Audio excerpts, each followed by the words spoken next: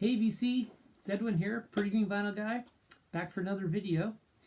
This is a video response to a contest response. And this contest is being held or put together by Robert Z. Robert, hello, thanks for doing the contest. I gotta say, I've been watching Robert's channel for the last couple of years, and I drool like liquid, literally staining my t-shirt at some of the stuff the guy shows. Man, he has some of the best Japanese vinyls and, you know, all these fancy audio recordings, you know, audiophile albums and CDs. And man, I'd love to go to his house and hang out for a day and just listen to music. I think you're in Arizona, Robert, if I've been watching your videos correctly. Anyway, I do digress. So Robert had this idea for his video to think of Mount Rushmore. That's the 4 presidential faces carved into the mountainside, which I guess they're not at work right now, right? Because of the lockout. So it's kind of weird that we're doing a video, but there would be a government shutdown, right, in America? Anyway, we won't get into that. Yeah, so the idea is to imagine you got Mount Rushmore in my music room, and I could have my statue carved, and who would the 4 faces be on my personal Mount Rushmore in my room. I don't have a very big room, so it wouldn't be a very big Mount Rushmore, but nevertheless, let's get it done. So I thought in today's climate it would only be fair if I had 2 males and 2 females. So I went with, first one I went with is Otis Redding. Otis Redding, of course, arguably one of the greatest voices in music. This is Otis Blue, and Otis, of course, The Dock of the Bay. Some would say maybe his most famous song, Sitting at the Dock of the Bay, which I think was released after he died, if I'm not mistaken. Otis Blue's a great album. These are represses. Unfortunately, you can't find good quality used Otis Redding. Who's going to get rid of Otis Redding? Are you kidding me? But these are all very good. The Volt one's this is a mono reissue. But yeah, I mean, what can you say? I mean, Otis Redding has one of the greatest voices of all time. No one's going to argue that. He would be, I would think, on most people's Mount Rushmore. He just had such an incredible voice. And I know I've seen other contests on the VC where, you know, you can come up with an imaginary band. And like lots of people had Otis Redding as the singer. So yeah, what can you say? I mean, you just fall in love with the man's voice and his emotion and his soul, and Otis Redding would be my one. And then I'm going to go with a young lady from England who died way too soon. This is the only thing I have on vinyl of hers, and this is Miss Amy Winehouse. I believe it was only about 24 or 25 when she died. She already won 6 Grammys, and she was only 24, 25. This is Back to Black. This, of course, has her iconic hit Rehab on it. But I do like, I'd like to just get her other stuff. This is all that I have right now.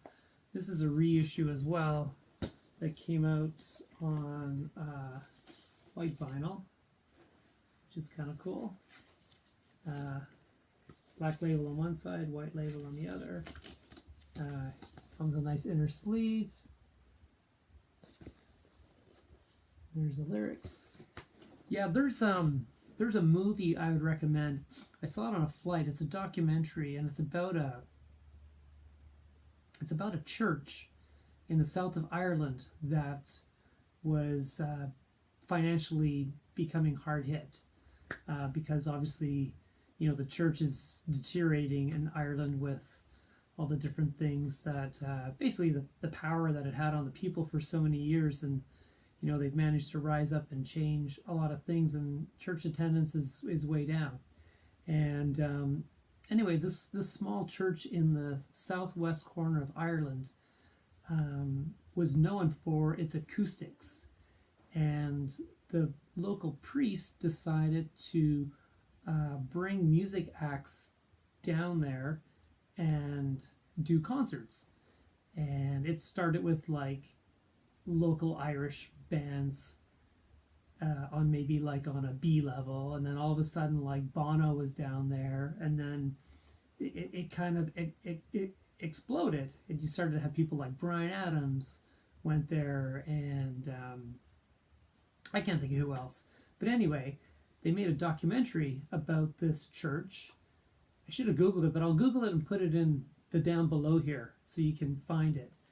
And the documentary is on Amy Winehouse going to the church and performing, and it shows you her, she gets there and she's rehearsing. I believe it's just her and a guitar player. I think there was just the two of them.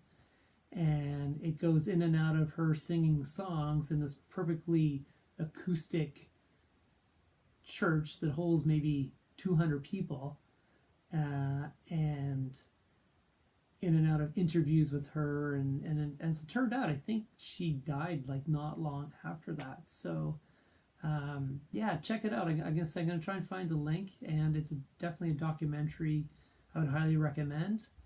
And it just shows that she was a beautiful young woman inside and out. She had an amazing voice, but she was a beautiful young lady, and it's very sad, obviously, what drugs can do, and terrible.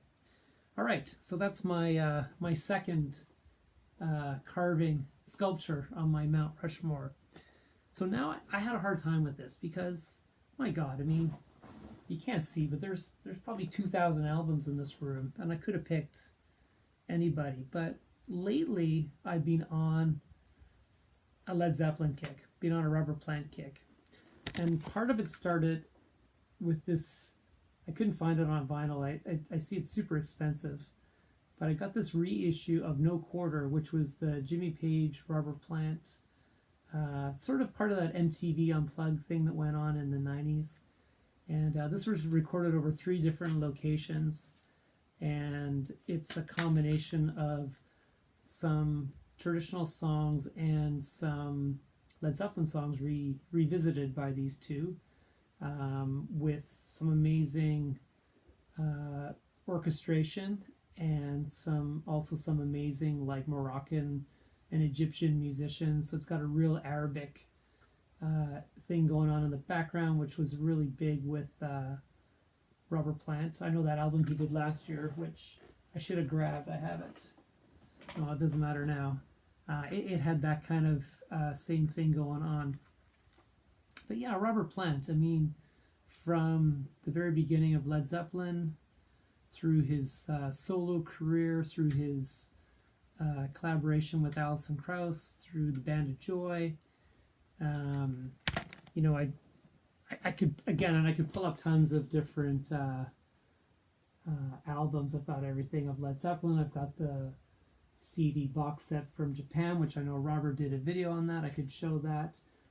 This is the box set Celebration Day, and this is the there's 4 albums inside, and this one features Robert on the cover, so I thought that was a pretty good one to go with. And I mean, what can you say? I mean, I think his voice is still amazing.